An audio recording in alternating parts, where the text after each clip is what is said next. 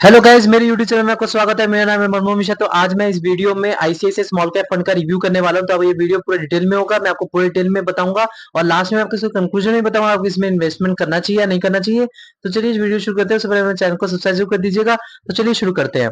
तो जैसे कि आप मेरे स्क्रीन पे देख पा रहे होंगे कि आईसीआईसीआई स्मॉल कैप फंड, इसका जो लॉन्च ऑन डेट है वो 2 जनवरी 2013 है। मतलब आज से करीब करीब 11 साल पहले ही ये लॉन्च हो चुका था।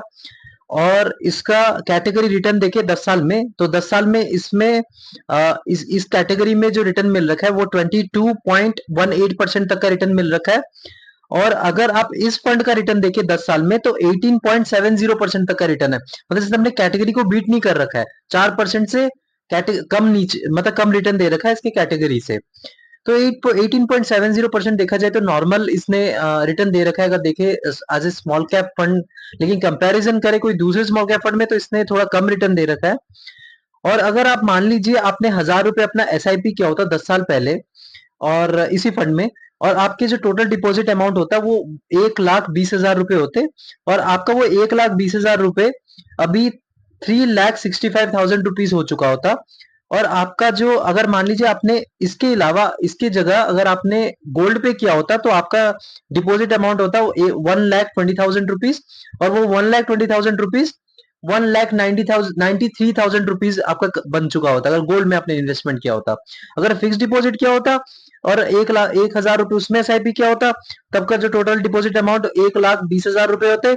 और आपका जो अमाउंट जो बना होता, मतलब जो इंटरेस्ट के साथ 1,74,000 रुपए, मतलब 1,74,000 रुपए, जो कि बहुत ही कम इंटरेस्ट है, इन्फ्लेशन बीटिंग रिटर्न भी नहीं है।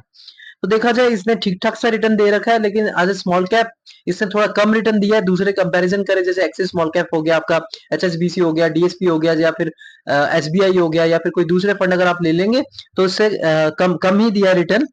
और रिटर्न वर्सेस कैटेगरी देखा जाए, इसका जो रिटर्न है वो एवरेज है, कोई ज्यादा नहीं है कि कम नहीं है, मतलब 18% तक आपको रिटर्न दे रखा है।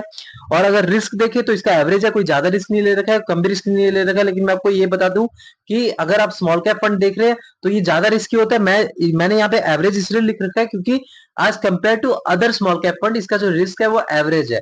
मतलब ये मत सोचिए कि इसका ये बिल्कुल भी रिस्की नहीं है, रिस्की एवरेज है, ऐसा नहीं है। मतलब ये as compare to small cap fund ये कम रिस्की है। तो मतलब ये एवरेज रिस्की है। और इसका अगर मिनिमम एसआईपी आप अगर करना चाहते हो तो 1,000 रुपए 100 रुपए से आप मिनिमम एसआईपी कर सकते हो, जो कि बहुत ही अच्छा खासा है। और अगर इसका वन टाइम इन्वेस्टमेंट, मतलब अगर लमसम करना चाहते हो तो मिनिमम आप 1,000 रुपए से लमसम कर सकते हैं। और अगर इसका लॉक इन पीरियड देखें तो इसका कोई लॉक इन पीरियड नहीं, मतलब कभी भी आप इन्वेस्टमेंट कर सकते हैं, कभी आप पैसा अपना निकाल सकते हैं। और इसका एयूएम जो साइज है, मतलब एसेट अंडर मैनेजमेंट, जो कि 7,659 करोड़ तक का एयूएम है, जो कि इतना ज्यादा बड़ा ईएम साइज अभी बना नहीं है।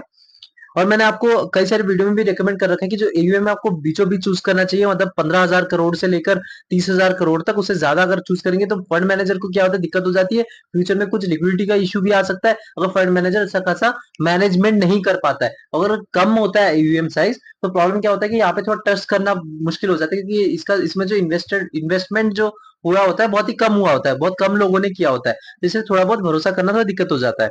और अगर एक्सपेंस रेशियो की बात करें तो इसका 0.55% तक का एक्सपेंस रेशियो है, जो कि बहुत ही अच्छा खासा एक्सपेंस रेशियो है। एक्सपेंस रेशियो बेसिकली होता क्या है कि अब देखिए आप तो दिमाग लगा नहीं रहे हैं, तो वो जो दिमाग लगाते हैं तो इसी के कारण वो आपको वो 0.55% तक का वो एक्सपेंस रेशियो ले रहे हैं। तो अगर आप देखें तो टैक्स इंफॉर्मेशन की बात करें तो unit held less than 1 years, अगर आपने मान लीजिए 1 साल पहले आपने इसको सेल कर दिया तो आपको 15% तक का अपना प्रॉफिट पे टैक्सेशन देना पड़ेगा अगर आप इंडियन टैक्स रेजिम में आते हैं। अगर सेकंड पॉइंट में अगर देखेंगे तो units held more than 1 year, अगर आप 1 साल से पहले, आप 1 साल से ज्यादा आपने होल्ड करा तो आपको टैक्स सिर्फ 10% तक ही देना पड़ेगा, उससे ज्यादा नहीं देना पड़ेगा। अगर आपने इसको 1 साल पहले मतलब सेल कर दिया तो आपको 1% तक का एग्जिट लोड देना पड़ेगा। और अगर मान लीजिए आपने इसको 1 साल तक होल्ड करा, 1 साल के बाद आपने सेल करा, तो आपको एग्जिट लोड कोई नहीं देना पड़ेगा। अब इसका जो सबसे मेन टॉपिक पे बात आते हैं तो वो है मार्केट कैपिटल। तो मार्केट कैपिटल की बात करें तो इसमें आप देख पा रहे हैं कि जो मिड कैप है, इन्होंने मिड कैप में 16.17% तक का एलोकेशन ले रखा है, और स्मॉल कैप फंड में 66.74% तक का एलोकेशन ले रखा है, और लार्ज कैप में 6.45% तक का एलोकेशन है, और अदर्स मतलब मान लीजिए डेट वेट कैश वैश में इन्होंने 10.6% तक का एलोकेशन ले रखा है। तो देख रहे हैं कि बहुत ही सेफ चल रहे हैं।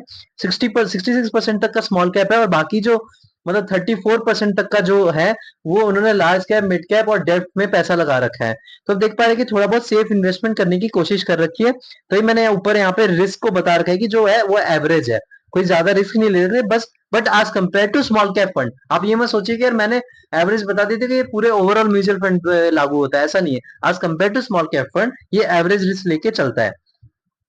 अब इसका सेक्टरल एलोकेशन देखें तो इन्होंने इंडस्ट्रियल सेक्टर में बहुत ज्यादा पैसा लगा रखा है, मतलब इतना ज्यादा इन्वेस्टमेंट हो रखा है। तो 28.15% तक का इंडस्ट्रियल में इन्होंने एलोकेट कर रखा है, और कंज्यूमर साइक्लिकल में 20.40% तक का है, और बेस मटेरियल में 16.82% तक का लगा, मतलब इनका एलोकेशन है।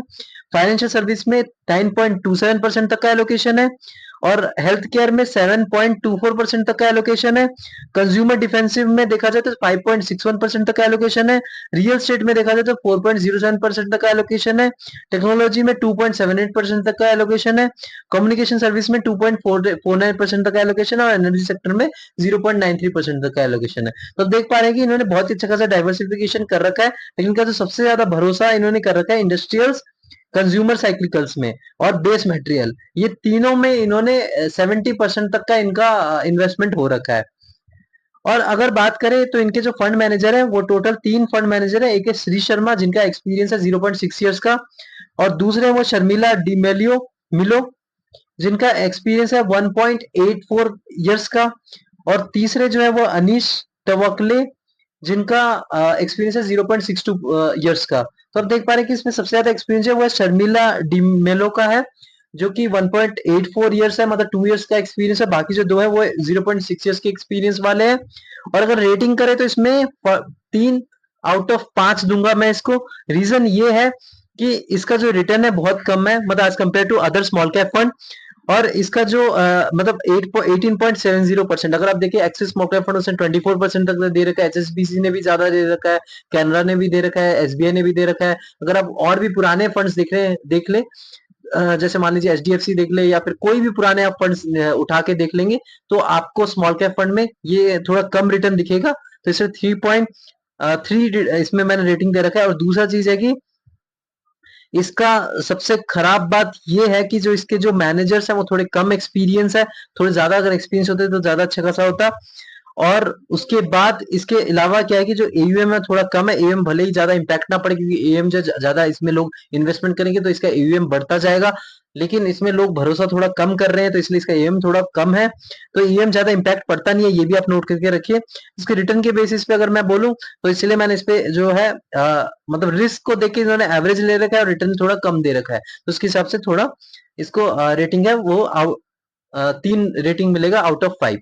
तो मैं, और अगर बात करें आईसीआईसीआई स्मॉल कैप फंड में आपका इन्वेस्टमेंट की, तो मेरा सजेशन रहेगा कि अगर आप इन्वेस्टमेंट करना चाहते हैं तो कर सकते हैं, लेकिन आप रिसर्च भी करिएगा सबसे पहला। और दूसरी चीज, अगर आप कर रहे हैं तो आप मिनिमम 10 ईयर्स का टाइम फ्रेम लेके चलिएगा, क्योंकि जो स्मॉल कैप फंड होते हैं ये बहुत ही रिस्की होते हैं, और आपको मिनिमम इसका टाइम फ्रेम 10 ईयर्स मतलब मान के चलना पड़ेगा। और दूसरी चीज, आपको एसआईपी भूलना नहीं पड़ेगा, मतलब एसआईपी आपको हर साल हर महीने आपको एसआईपी करनी पड़ेगी।